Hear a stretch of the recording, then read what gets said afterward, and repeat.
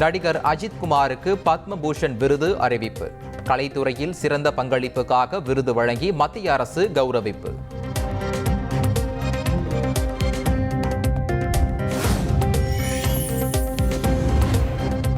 தமிழகத்தைச் சேர்ந்த முன்னாள் இந்திய கிரிக்கெட் வீரர் அஸ்வின் ரவிச்சந்திரனுக்கு பத்மஸ்ரீ விருது. குருவாயூர் துரை என்பவருக்கும் பத்மஸ்ரீ விருது வழங்கல்.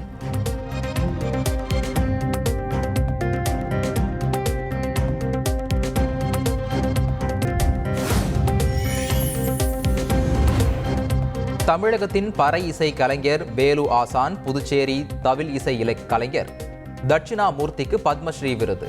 கலை இலக்கிய பிரிவில் தமிழகத்தைச் சேர்ந்த சீனி விஸ்வநாதனுக்கு பத்மஸ்ரீ விருது அறிவிப்பு.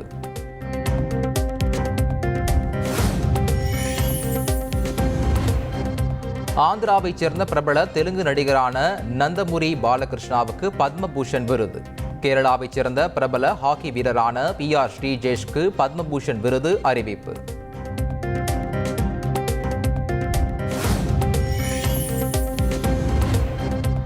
கேரளாவைச் சேர்ந்த பிரபல எழுத்தாளரும் திரைப்பட தயாரிப்பாளருமான வாசுதேவன் நாயருக்கு பத்ம விபூஷன் விருது.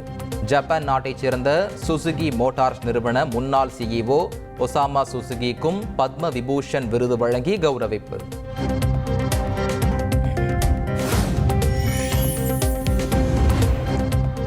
நூற்று 13 பேருக்கு பத்மஸ்ரீ, 7 பேருக்கு பத்ம விபூஷன், 19 பேருக்கு பத்மபூஷன் விருது அறிவிப்பு. மொத்தம் 139 பேருக்கு பத்ம விருதுகள் வழங்கி மத்திய அரசு கௌரவிப்பு.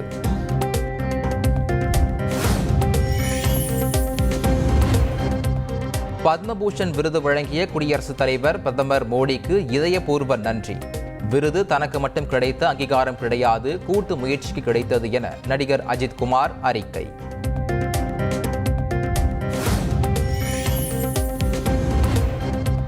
கடந்த 75 ஆண்டுகளாக நமது முன்னேற்றத்திற்கு அரசியலமைப்பு சட்டம் வழிவகுத்துள்ளது. நாட்டின் 76வது குடியரசு தினத்தை ஒட்டி பொதுமக்களுக்கு குடியரசுத் தலைவர் திரௌபதி முர்மு உரை.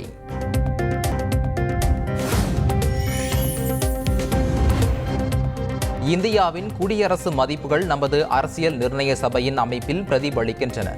கலாச்சாரத்துறையில் பல ஊக்கமளிக்கும் முயற்சிகள் மேற்கொள்ளப்பட்டு வருவதாக குடியரசுத் தலைவர் முர்மு பெருமிதம்.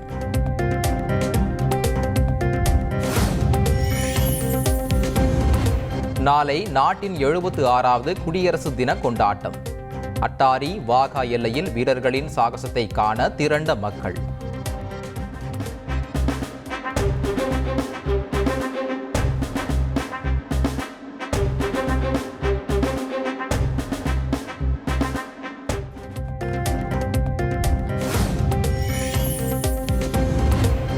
மொழிப்போர் இன்னமும் நடந்து கொண்டுதான் இருக்கிறது. மொழிப்போர் தியாகிகள் வீரவணக்க நாள் கூட்டத்தில் முதல்வர் ஸ்டாலின் குற்றச்சாட்டு.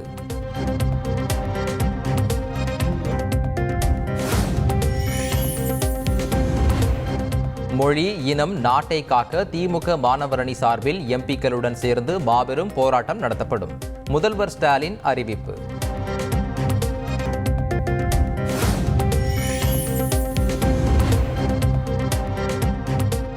இனம், மொழி, சாதிகளின் பெயரால் சமுதாயத்தை பிளவுபடுத்த முயற்சிகள் நடக்கிறது. பொதுமக்கள் விழிப்போடு இருக்க வேண்டும் என தமிழக ஆளுநர் RN ரவி அறிக்கை.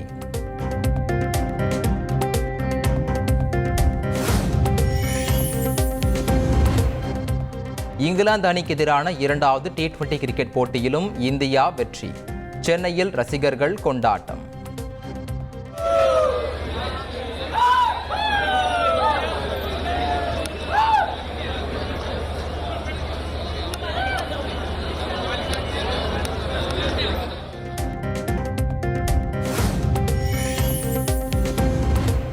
முதல் போட்டியைப் போல் அல்லாமல் 2வது போட்டி கடைசி ஓவர் த்ரில்லாக சென்றது. திலக் வர்மாவின் அதிரடி ஆட்டம் நம்பிக்கை தந்ததாகவும் போட்டியை நேரில் கண்ட ரசிகர்கள் உற்சாகம்.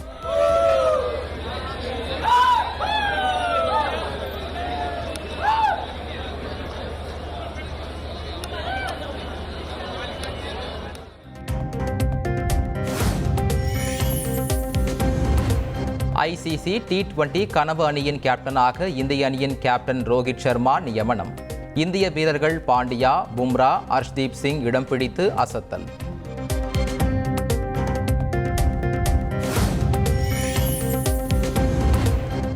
தலைநகர் டெல்லியில் கோலாகலமாக நடைபெறும் நாட்டின் 76வது குடியரசு தின விழா. தமிழகத்தைச் சேர்ந்த 25 பஞ்சாயத்து தலைவர்கள் பங்கேற்பு.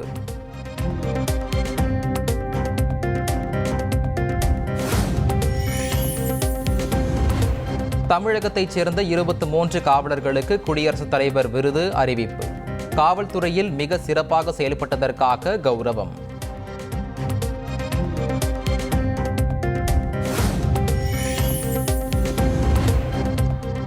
சென்னை பெருநகர காவல்துறையில் 59 வயது நிரம்பிய காவலர்களுக்கு இரவு பணியில் இருந்து விலக்கு. சென்னை மாநகர காவல் ஆணையர் அருண் உத்தரவு.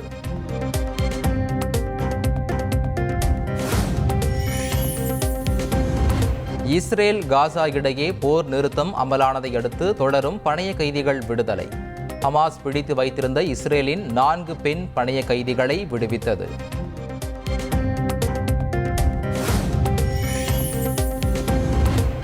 வேங்கை வயல் சம்பவத்தில் தவறான தகவலை பரப்ப வேண்டாம் என தமிழக அரசு வேண்டுகோள்.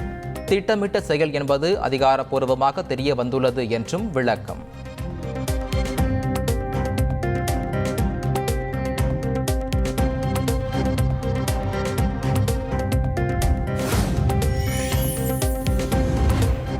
வேங்கை வயல் விவகாரத்தில் 3 பேரை கைது செய்தால் கடும் எதிர்ப்பை சந்திக்க நேரிடும். விடுதலை சிறுத்தைகள் கட்சியின் தலைவர் திருமாவளவன் எச்சரிக்கை.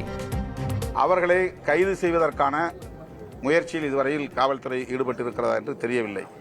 ஆனால் அவ்வாறு செய்தால் அது பெரிய எதிர்ப்பை சந்திக்க நேரிடும் என்பதையும் நான் தெரிவித்துக் கொள்ள விரும்புகிறேன்.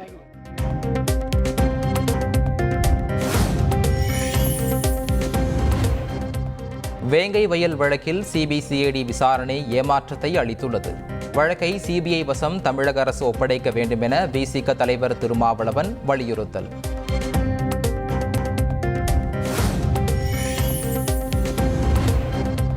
வேங்கை வயலில் உண்ணாவிரத போராட்டத்தில் ஈடுபட்ட விசிகவினர் கைது.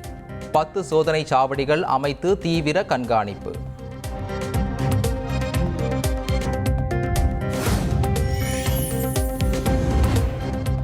வேங்கை வயல் கிராமத்திற்குள் நுழைய முயன்ற 5 பேர் கைது. வெளியாட்கள் நுழைய காவல்துறை அனுமதி மறுத்துள்ள நிலையில் அதிரடி.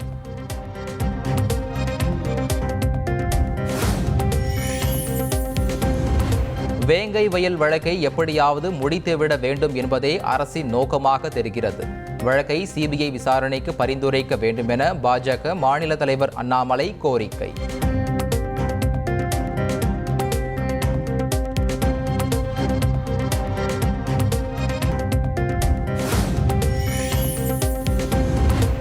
குடியரசு தினத்தை ஒட்டி ஆளுநர் வழங்கும் தேநீர் விருந்தை புறக்கணித்தது தமிழக அரசு. ஆளுநருக்கும் தமிழக அரசுக்கும் இடையே மோதல் போக்கு நீடித்து வரும் நிலையில் முடிவு.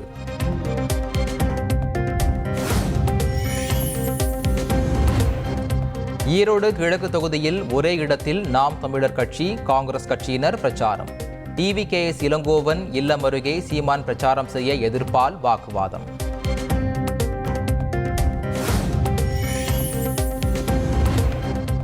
தான் குடியிருக்கும் வீட்டில் அத்துமீறி நுழைந்த உரிமையாளர் திருடியதாக நடிகர் கஞ்சா கருப்பு புகார்.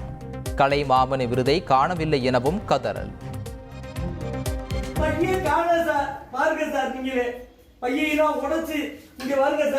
இந்த படத்தை எப்படி போட்டு வச்சிருக்காங்கன்னு அமுதி உடைச்சு போட்டு கலைமாமணி அவார்ட்னா காணா சார். எல்லாமே காணா. வீட்டோட நிலைமையை பாருங்க. எப்படி வீடு கிடக்குன்னு மட்டும் நீங்க வந்து கொஞ்சம் என்கொயரி பண்ணிக்கிறீங்க. நான் இன்னைக்கு நைட்டு தங்கிதான் சார் ஆகணும். வேற வெளியில போய் என்ற தகவல்.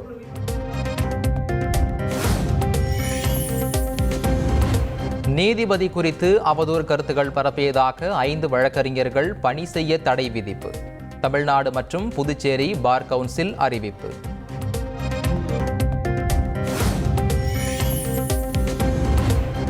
சிவகங்கை அருகே மின்சாரம் தாக்கி மாணவன் உயிரிழந்த சம்பவத்தில் பள்ளியின் தலைமை ஆசிரியர் சஸ்பெண்ட். மாணவனை மின்சாரம் தாக்கிய போது அருகில் இருந்த ஆசிரியரும் பணியிடை நீக்கம்.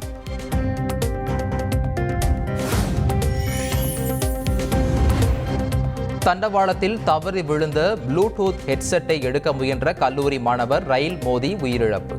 சென்னை கோடம்பாக்கம் ரயில் நிலையத்தில் நிகழ்ந்த துயரம்.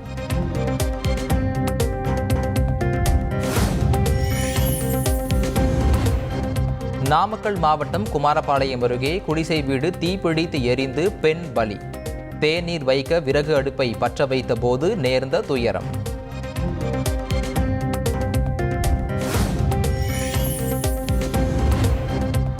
திருச்செந்தூர் கடல் அரிப்பு தொடர்பாக 2 அமைப்புகளின் அறிக்கைகள் மாறுபடுகின்றன.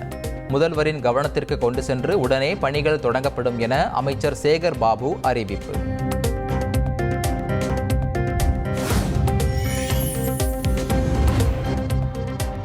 டெல்லி தேர்தலில் யமுனை நதி மாசு அடைந்த விவகாரத்தை முக்கிய பிரச்சனையாக கையில் எடுத்து வரும் பாஜக.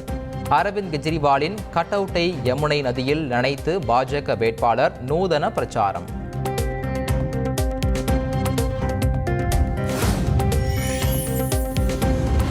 பெரியாரை இழிவாக பேசிய சீமானை சிறையில் அடைத்திருக்க வேண்டும். தமிழக அரசுக்கு அதிமுக முன்னாள் அமைச்சர் செல்லூர் ராஜு வலியுறுத்தல்.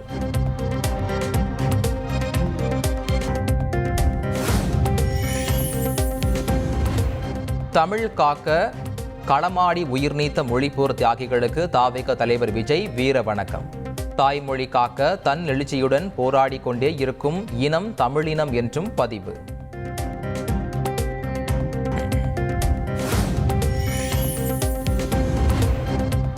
இந்திய வாக்காளர்கள் எண்ணிக்கை 99 கோடியை எட்டியுள்ளதாக தேர்தல் ஆணையர் ராஜீவ்குமார் தகவல். கடந்த 3 பொதுத் தேர்தல்களில் 65% வாக்குகள் மட்டுமே பதிவாகி உள்ளது எனவும் பேச்சு.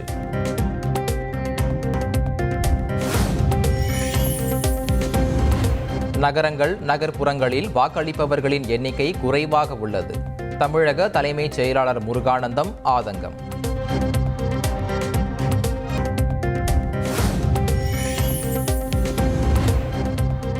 மதுரை மாவட்டம் அரிட்டாப்பட்டிக்கு நாளை செல்கிறார் முதலமைச்சர் ஸ்டாலின். டங்ஸ்டன் திட்டம் ரத்து செய்யப்பட்டதற்கான பாராட்டு விழாவில் பங்கேற்கிறார்.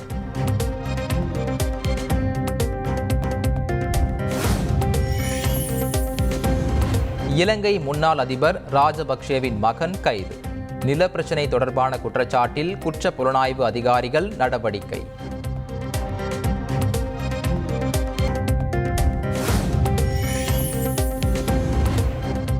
ஈராக் நாட்டின் தெற்கு பாஸ்ராவில் உள்ள எண்ணெய் வயலில் பயங்கர தீ விபத்து. தொழிலாளர்கள் 2 காயங்களுடன் மருத்துவமனையில் அனுமதி.